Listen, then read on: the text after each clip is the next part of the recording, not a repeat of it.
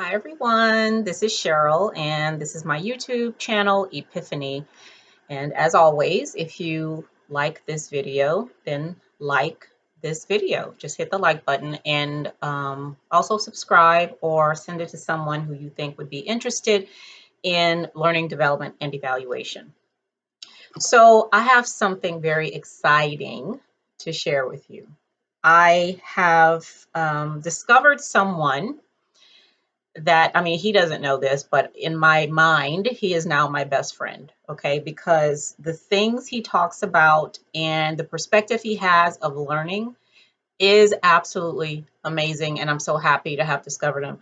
I connected with him on LinkedIn, and I told him, I'm going to talk about you on my YouTube channel, just so you know, so he knows. So I wanted to just share this with all of you because I had never heard of this person or the way he was talking about learning on until very I don't know, like a week or so ago. I had no idea. So I've been looking at his blog. He has a book. I haven't gotten the book yet, but you can believe I will. But I've been reading the other stuff and looking at his video. So his name is Nick Shackleton Jones. I hope I'm saying that correctly. Nick Shackleton Jones. And of course, as always, I'll put all this stuff in the information at the bottom of the video. So Nick Shackleton Jones has a very unique perspective of learning. And I absolutely love it because it aligns very, very nicely with the things that I talk about when I talk about unlearning evaluation, right? The way that we're doing things now and looking at a different way and reason to do it, right? And also some of the other stuff I talk about, like in my book, Longing to Learn, and in the book that I'm working on, The Last Evaluation. So I just want to tell you some things that Nick says. So he has a video on YouTube about affective context. Okay, affect with an A, A-F-F-E-C-T-I-V-E, affective context. So I just want to talk about a couple of points that he makes here because they have a lot of implications for the way that we, not just the way that we design learning, but the reason why we design it that way. I'm not going to get into all the minutia and details because you can hear all that in the video on his YouTube channel. Please subscribe to his channel. It's very, very good, and I'll put a link here as well. So affective context is an alternative. This is what Nick says. It's an alternative to conventional learning theories. Okay, and he has a website, www.aconventional.com. It's not for the faint of heart. Okay, so please go there. He has some really great stuff there. So affective, that means characterized by emotions. Okay, now this stood out to me because I have actually been working with someone on designing a cybersecurity course and program, and I've already mentioned that, told you all about that. Now, cybersecurity, that sounds really straightforward, technical. You do this, you learn to hack into this thing and, defend and all that stuff, right?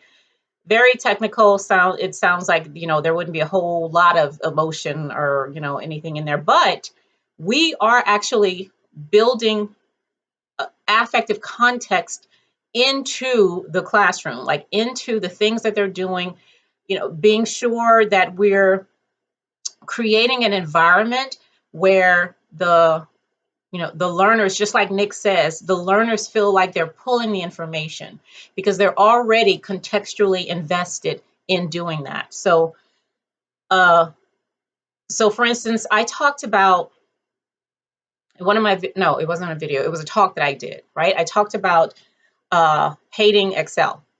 And I do not like Excel just because, I just don't like it.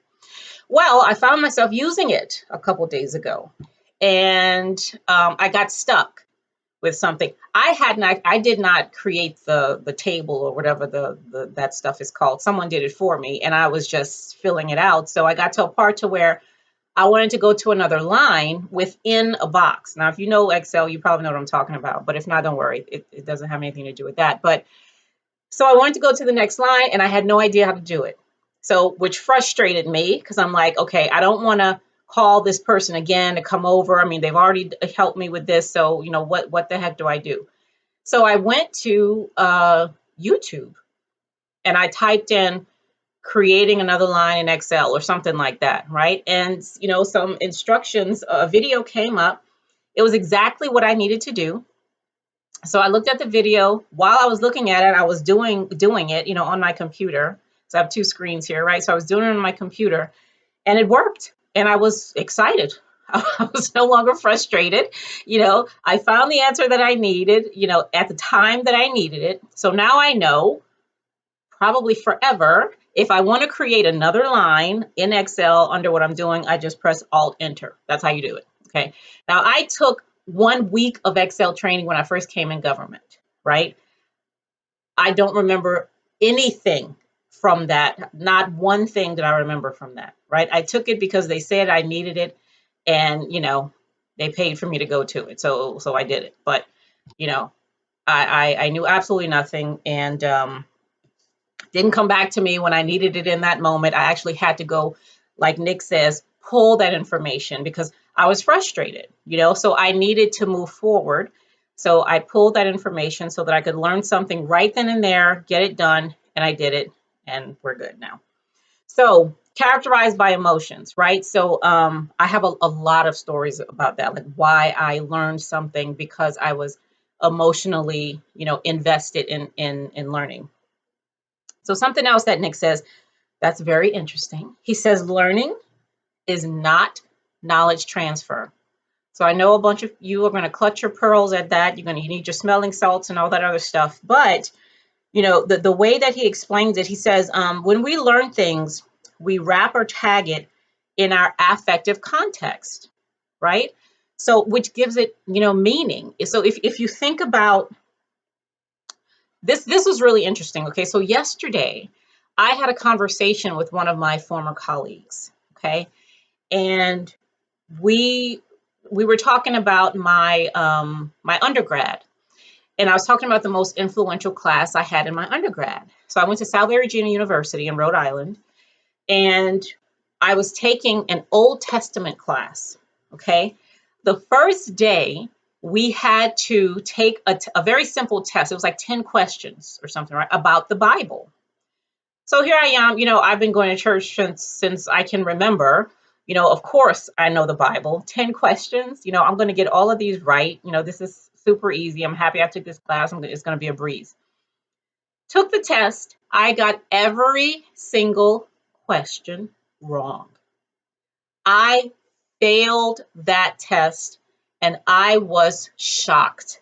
I could not believe I got all of those questions wrong, So now, and I told my colleague who I was talking to, I said, I think the purpose of that test was to have us fail, right? Because that wasn't the first time the instructor had done that, right? And when you come in there thinking you know all this stuff, you take a test and you see, or at least I did, I really know nothing. So now I want to know, like, why am I wrong about this? I should have been right. So so all kinds of, other things here. But I absolutely loved that class because I was voraciously reading and learning and asking questions because I failed, and that was unacceptable to me, especially at that time. So that was absolutely wrapped in context. And in the video that I got, where I got, took some of these notes, Nick talks about that stuff too. So he says, without affective context, knowledge does not stick.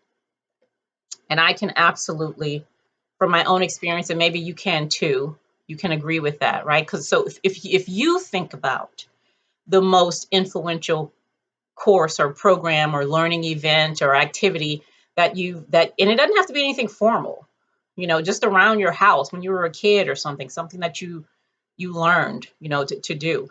If you think about that, you're probably bringing that memory back on some tide of emotion, right? Thinking about a time when you were embarrassed, or a time when you learned something because you were embarrassed, or you learned something because you didn't want to be embarrassed, or something like that, right?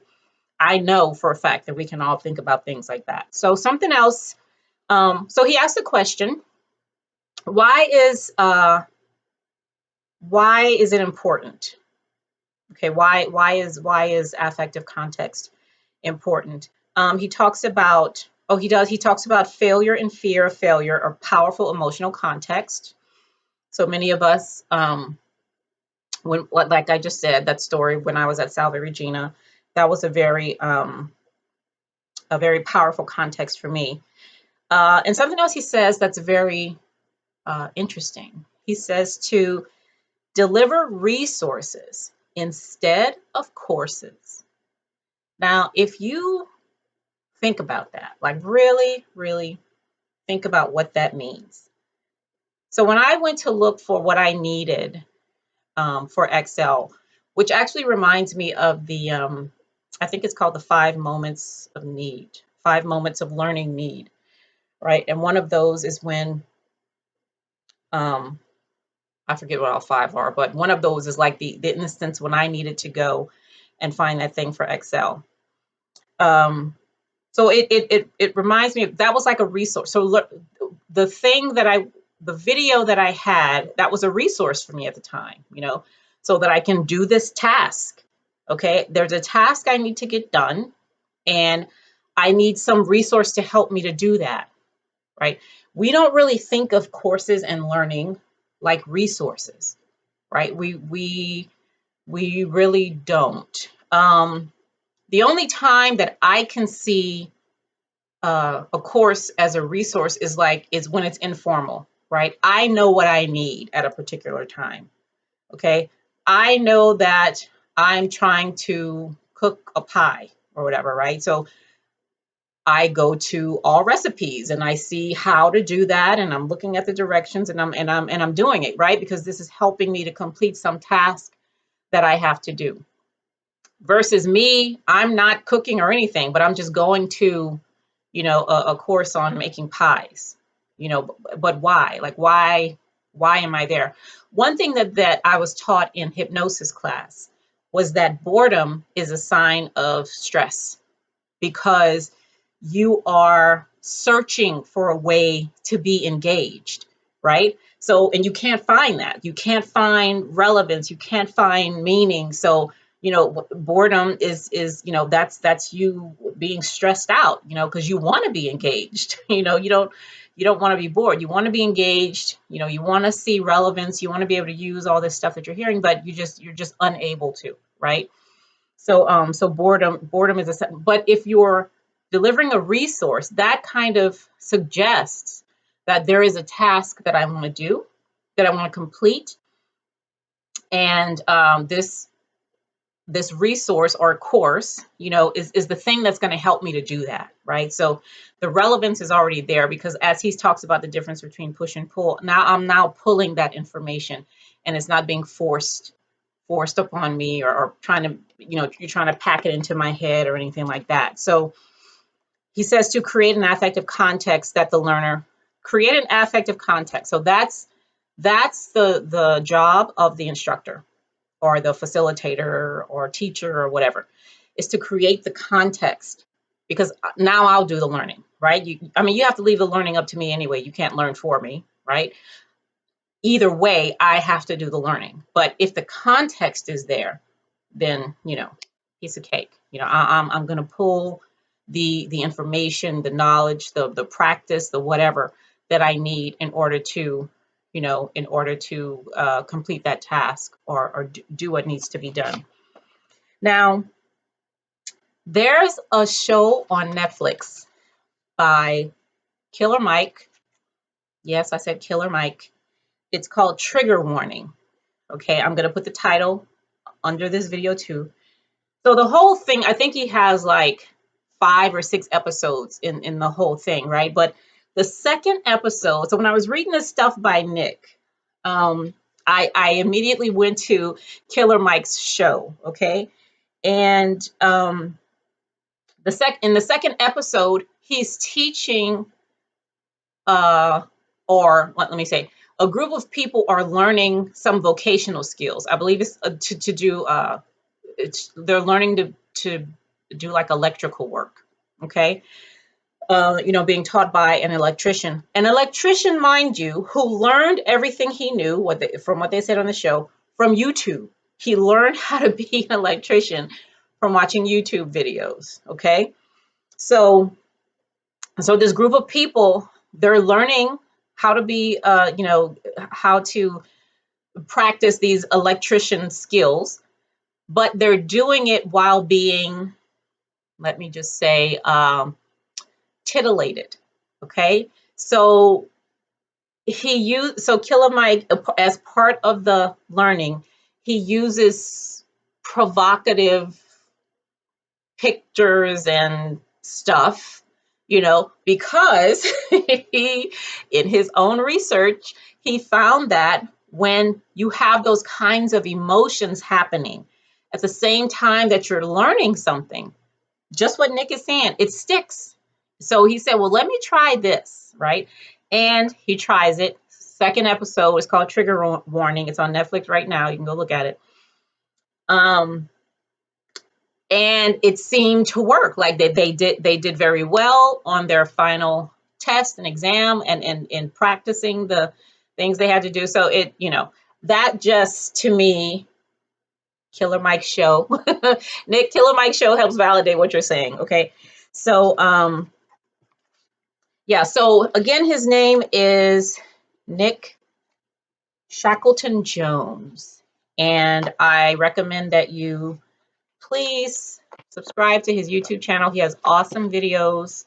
I'm going to put the link to his, it looks like a blog, his blog, his aconventional.com blog, and pick up his book too. I'm going to do the same because he has a lot of great things in there that can do nothing but make what we're doing in learning and evaluation easier, like easier for the instructor and easier, more engaging and relevant, impactful for the learner and the organization and all that stuff, right? So the thing that I really like, well, one of the things that I really like about what Nick says and what he's done and what he's written and all that is that, it invites us to see things a little differently. Okay. I mean, I know we've been doing stuff for years and years and years, and it seems to work and all that, but what if something else works a little better? Okay. So we can at least try it, right? So let's at least try it. Okay. That's all I'm going to say about that today. And I'm going to have some really good stuff coming up in my next videos too. So again, like and subscribe, and send someone else this link if you find this interesting and you think they will too. All right, I'll talk at you later.